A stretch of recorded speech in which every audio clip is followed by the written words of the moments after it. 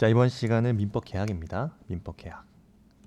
역시 2022년도 기출된 거 보고 또 기출 분석을 통해서 우리가 뭐가 나올지를 좀 알아야겠죠? 그런 시간입니다. 그래서 이번 2022년도 행정사 2차는 민법 총론에서 다 세 문제 나왔다 보시면 될 것 같아요. 그래서 교차 청약이 또 나왔습니다. 또 나왔고 2022년 교차 청약이 2016년도 나왔었는데 또 나왔습니다. 그리고 보세요. 계약 해제에 있어서 538조 제1항 단서, 그죠? 대항력을 갖춘 임차권자가 538조 제1항 단서의 제3조에 해당하는가에 대한 쟁점을 물어봤던 단문형이 나왔었고 약술형이 나왔었고요. 그래서 기출되지 않았던 것들에 대한 단문이 나오진 않았어요. 그죠? 그래서 민법은 기출된 거에서 다시 반복되는 현상이 보였다. 특히 이제 548조 제1항 단서는 굉장히 많이 나왔죠. 작년에도 나왔는데 올해도 나왔다. 이런 현상이 나왔고요. 그 다음에 자 문제 사례형 볼게요. 사례형으로 보면 사실 강론에서 교환 계약이 아직 출제된 바 없었습니다. 교환 계약. 근데 막상 교환 계약을 내려니까 조금 뻘쭘 했나 봐요. 그래서 살짝 사례형에 살짝 얹혀놨어요. 자, 문제 보시면 X주택의 소유자 갑과 Y토지 소유자 을은 서로 X주택과 Y토지를 교환하기로 하는 계약을 체결했다. 여기서 말하는 계약은 뭐죠? 교환 계약입니다. 그래서 교환 계약이라고 하는 것은 소위 갑과 을, 즉 당사자 쌍방이 금전 이외의 재산권을 서로 이전할 것을 약정함으로써 성립하죠. 그래서 쌍무계약이다. 유상, 낙성, 그리고 분료식 계약입니다. 596조예요. 그래서 당사자 쌍방 간의 금전 이외의 재산권을 이전하기 때문에 매매와 구별되죠. 그죠? 재산권 이전의 대가로서 금전, 매수인이 금전을 지급하는 매매와 구별된다 이겁니다. 그래서 교환계약의 문제인가? 라고 봤더니 교환계약은 쟁점이 되진 않았다. 다만 그냥 언급이 됐을 뿐이에요. 그래서 이에 따라서 갑은 을에게 X주택의 소유권을 교환계약에 따라 이전을 해줬어요. 을은 X주택에 대해서 자 병과 임대차 계약을 체결해버립니다. 그럼 병은 을에게 보증금을 지급함과 동시에 X주택을 인도받고 전입신고를 마쳤다. 그죠? 그럼 병은 전입신고를 마쳤다. 무슨 말이죠? 대항력을 갖추게 됐죠. 그래서 문제 1번 보시면 2010년 10월 1일 을과 병 사이 임대차 계약은 종료되었는데 12년이 지난 2022년 10월 1일까지 현재 병은 을로부터 보증금을 반환받지 못하였음 이유로 X주택을 계속 거주하면서 이를 사용하고 있다 이겁니다. 그래서 을이 X주택에 대해서 반환을 청구권 들어갔죠? 청구하자 병은 보증금의 반환을 요구하였고 을은 병의 보증금 반환 청구권은 시효로 소멸했다고 주장한다 이겁니다. 자, 이런 경우에 병은 을로부터 보증금을 반환받을 수 있는가에 대한 문제가 물음 1에 관한 문제였어요. 그러면 당연히 포인트가 되는 것이 임대차 자, 펜으로 봐야겠죠? 쟁점. 자, 임대차가 종료가 됐어요. 그죠? 임대차 종료가 된 이후에 소위 임차인이 갖는 임차 목적물을 명도할 임차 목적물 의무. 그다음에 임대인이 보증금 중에 그 연체차임 까죠? 연체차임 까서 임대차에 관한 명도시까지 생긴 모든 채무를 청산한 나머지를 반환할 의무. 소위 다시 임차인의 무슨 의무요? 목적물 반환 의무죠. 목적물 반환 의무와 임대인의 보증금 반환 의무요. 보증금 반환 의무는 동시행 관계에 있는데 여기서 말하는 보증금에는 뭐가 빠진다? 연체차임 등 명도시까지 생긴 채무는 공제된다. 즉 명도시까지 생긴 채무는 공제되죠. 제외한 이 보증금 반환 의무는 소위 동시이행 관계에 있다. 동시이행 관계에 있다. 이겁니다. 이 한 줄 써줘야 되는 거고, 두 번째 쟁점에서 두 번째는 자, 임차인의 부당 이득 반환 의무는 인정되는 거죠. 임차인은 자, 임차인의 점유, 여기서 말하는 병, 그죠? 을과 병 사이에 임대차 계약에 따른 병의 점유는요, 소위 불법 점유는 아니다 이겁니다. 임대차 계약 이후에 동시에 항변권을 주장하면서 임차 건물을 계속 점유하여 왔기 때문에 임차인의 점유는 불법 점유는 아니지만 뭐로 본다? 그로 인한 이득이 발생이 있다면 이러한 이득은 부당 이득에 해당한다 이겁니다. 그래서 그 이득은 부당 이득으로서 반환 대상이죠. 그다음에 여기서 물어본 쟁점은 바로 이 세 번째 쟁점입니다. 자, 아까 문제 한번 볼까요, 다시? 자, 문제 한번 볼게요. 을은 병에게 보증금 반환 청구권, 자, 보증금 반환 요구하였고, 이에 대해서 을은 병의 보증금 반환 청구권은 시효로 소멸한다 라고 주장해요. 시효로 소멸한다. 자, 이에 대해서 시효 소멸을 주장하는가에 대해서 우리 판례 입장 이거죠. 자, 다음과 같습니다. 주택임대차보호법에 따른 임대차에서, 그죠? 임차인이 임대차 종료 후 동시에 항변권을 근거로 임차 목적물을 계속 점유할 수 있다. 왜? 불법 점유는 아니다. 그죠? 불법 점유가 아니기 때문에. 다만 이득이 있다면 부당 이득으로서 반환할 수 있다 이겁니다. 근데 또 우리 판례 쟁점, 보증금 반환 채권에 대한 소멸 시효가 진행하는가에 대해서 뭐라고 말했죠? 그렇지 않다 이겁니다. 그죠? 그래서 우리가 적어줘야 될 것은 요 말이에요. 판결 요지 정도면 적어줘야 된다. 우리 판례 입장은 불법 점유가 아니고 보증금 반환 채권에 대한 소멸 시효도 진행하지 않는다 입니다. 그래서 내세운 판례 논거가 다음과 같아요. 자, 임대차가 종료함에 따라 발생한 임차인의 목적물 반환 의무와 임대인의 보증금 반환 의무는 동시행 관계에 있더라. 그죠? 그리고 임차인이 임대차 종료 후 동시행 항변권을 근거로 임차 목적물을 계속 점유하는 것은 소위 임대인에 대한 보증금 반환 채권에 기초한 권능을 행사한 것으로서 이것은 보증금을 반환받으려는 계속적인 권리 행사의 모습이다.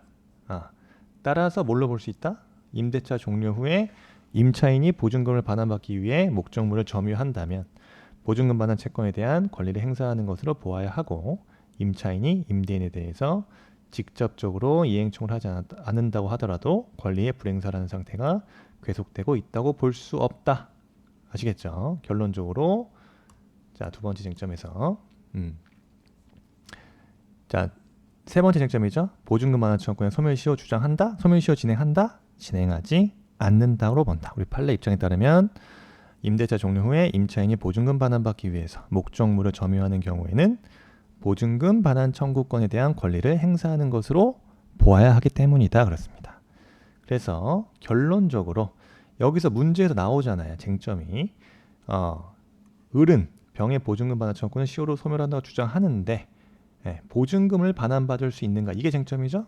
보증금을 반환받을 수 없다입니다. 그래서 앞에 말씀드렸던 그 판례 입장을 판결 요지 정도를 기억해서 적어주면 되는 거예요. 그 다음에 사안에서 사안에 포섭 들어가겠죠. 임차인 병의 목적물 반환 의무와 임대인의 연체 차임을 공제한 나머지 보증금 반환 의무는 동시행 관계에 있다. 키워드죠? 동시행 관계 있고, 그 다음에 병의 보증금 반환 청구권의 소멸시효는 진행하지 않는다. 그죠? 소멸시효 진행하지 않는다. 그렇기 때문에 병은 을로부터 연체 차임 등 당해 임대차에 관하여 생긴 모든 채무를 청산한 나머지 보증금을 반환받을 수 있다 이겁니다. 아시겠죠? 그래서 소멸시효가 진행되지 않는다는 거, 요 판례 정확하게 기억하셔야 되는 게 1번 문제에 대한 쟁점이었고, 두 번째 문제는 그 제3자 보호 문제였습니다. 548조 제1항 단서에 대한 문제였다. 그래서 갑은 교환계약에 따라서 물은 2번이네요. 예. 교환계약에 따라서 X주택 소유권을 을에게 이전하였음에도 불구하고, 자, 물음이에요. 문제 1에 대한 물음이 을이 계약을 위반해서 Y 토지의 소유권 이전해주지 않았다. 그러면 갑은 위 계약을 적법하게 해지할 수 있죠. 자, 이러한 경우에 병은 을과 맺은 임대차 계약상의 임차권을 갑에게 주장할 수 있는가? 예요. 그래서 자, 다시 갑과 을은 교환 계약을 맺었는데, 교환 계약을 맺었는데 갑은 교약에 따라서 X주택에 대한 소유권을 을에게 이전하였음에도 불구하고 을은 계약을 위반하여 Y 토지의 소유권을 이전해 주지 않고 있었다. 그래서 교환계약에 대해서 갑이 해제를 적법하게 이루어졌고, 이러한 경우 을과 병 사이에는 임대차 계약을 맺었죠. 근데 아까 병 전입신고를 갖췄다. 즉 대항력을 구비했다 이겁니다. 병은 대항력을 구비했다. 이에 대해서 병은 을과 맺은 임대차 계약상의 임차권자죠. 임차권을 갑을 상대로 주장할 수 있는가? 여기서의 해제 548조 제1항 단서가 쟁점이 된 사안이에요. 그래서 해제로 인해서 548조 1항 제3자는 단서는 제3자의 권리를 해하지 못한다라고 규정하고 있다. 입니다. 그러면 쟁점이 되는 게 이렇게 대항력을 갖춘 임차권자 병 또 548조 1항 단서 548조 제1항 단서에 해당하는 제3자에 해당하는가에 대해서 우리 판례 역시 뭐로 본다? 병 역시도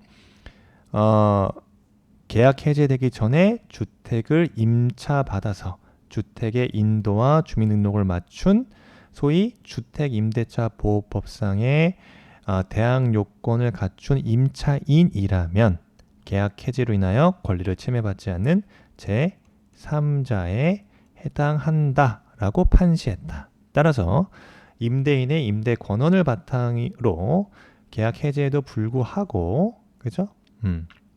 병은 자신의 임차권을 가지고 새로운 소유자 갑을 상대로 대항할 수 있다 이겁니다. 이렇게 적어주시면 되는 거였어요. 어쨌든 40점짜리 1번, 2번 문제가 다 판례 문제였습니다. 어떤 법문, 민법 혹은 주임법상의 그죠? 조항에 대한 쟁점이라기보다는 개념과 판례를 묻는 문제였다. 그 다음에 역시 총론에서 나온 쟁점 중에 하나, 교차 청약에 대한 쟁점이 또 나왔습니다. 교차 청약. 그래서 화가 갑은 미술품 수집상 을에게 자신의 A 그림을 100만 원에 사라 라는 청약의 편지를 2022년 9월 1일 날 발송을 했고 9월 5일에 을에게 도달했다 입니다. 한편 그러한 사실을 모르는 을은 갑에게 A 그림을 100만 원에 팔아라 라는 청약을 2022년 9월 3일에 발송을 했고요. 이 편지가 동년 9월 7일 갑에게 도달했다 이겁니다. 이러한 경우 갑과 을 사이에 A 그림에 대한 매매 계약의 성립 여부에 대해서 설명해라. 포인트는 이게 쟁점이 교차 청약을 알아야 되는 겁니다. 교차 청약. 그래서 당사자 간에 그죠? 여기서는 갑과 을 사이죠.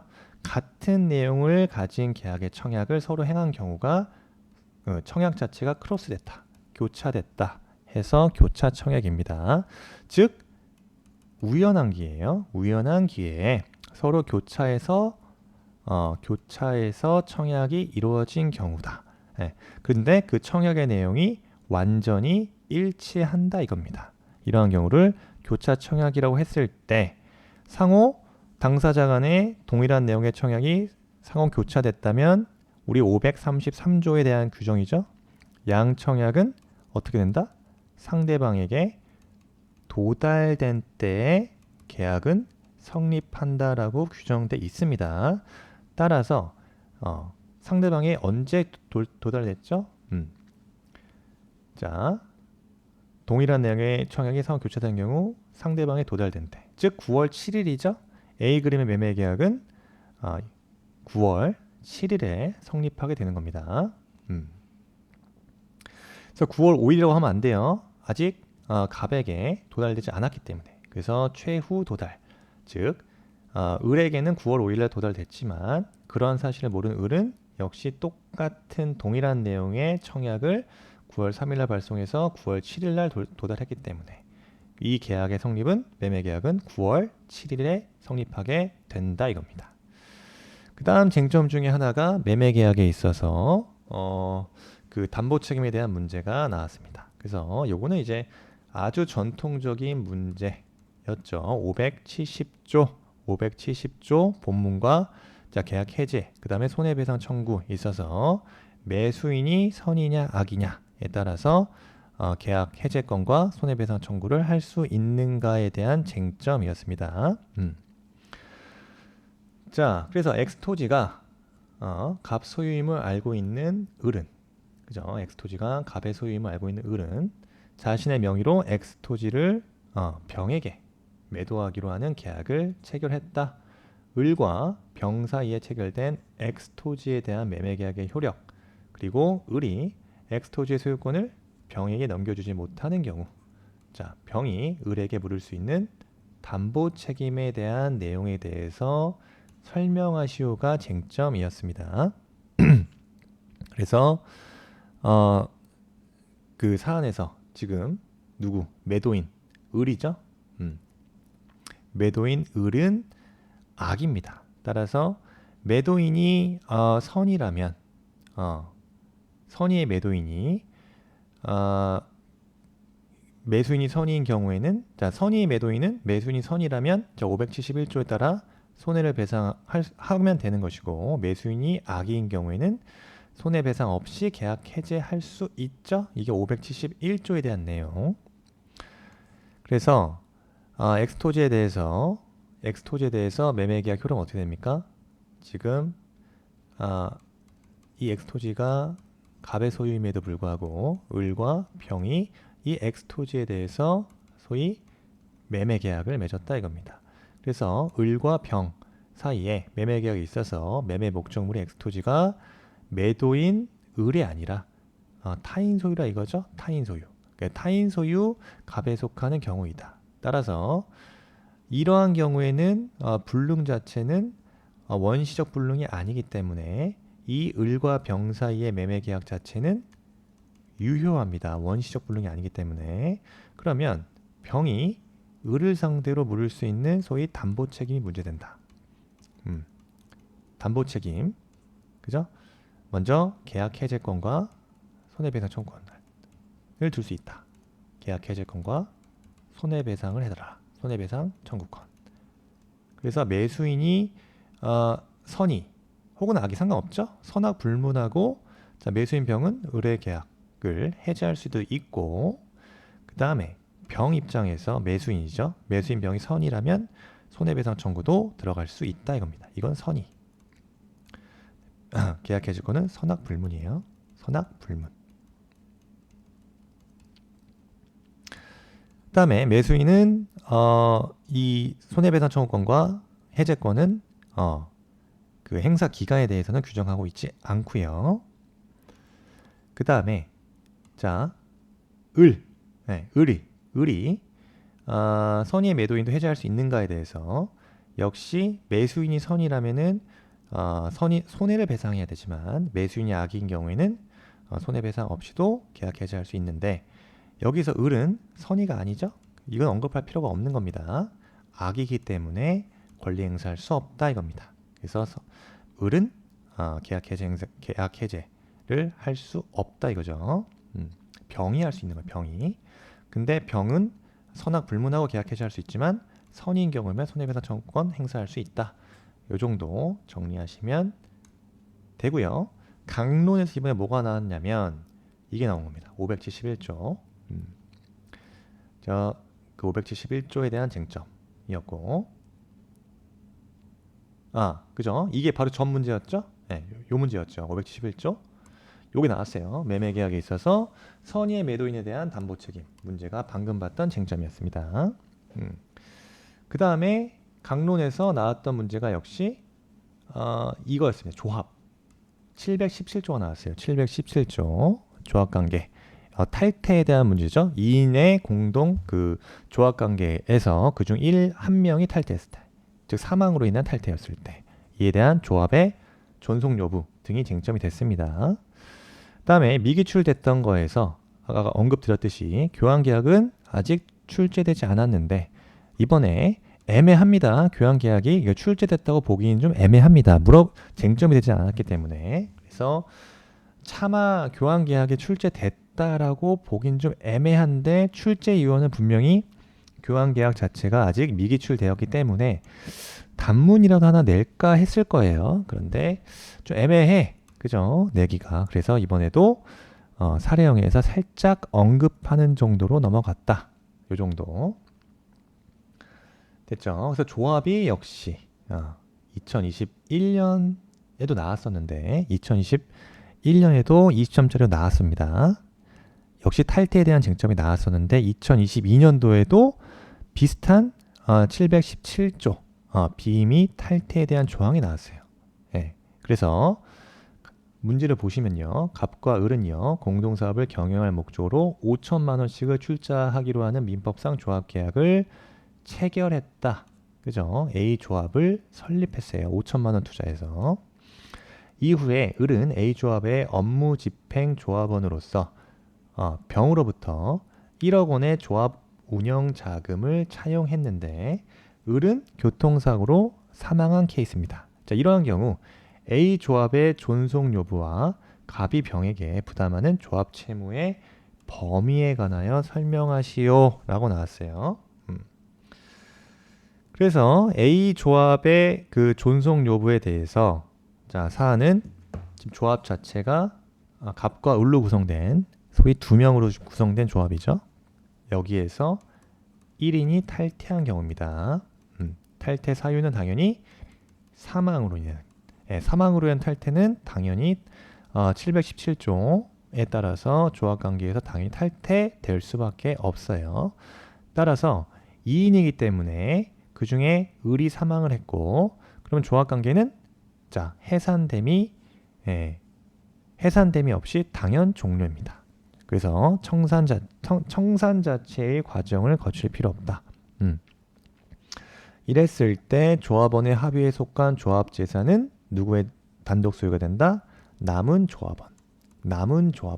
자, 당연히 상속인이 있으면 상속인의 그 상속이 되겠지만 상속 대상이지만 상속인이었기 때문에 이것은 남은 조합원 갑의 단독 소유가 되는 거예요.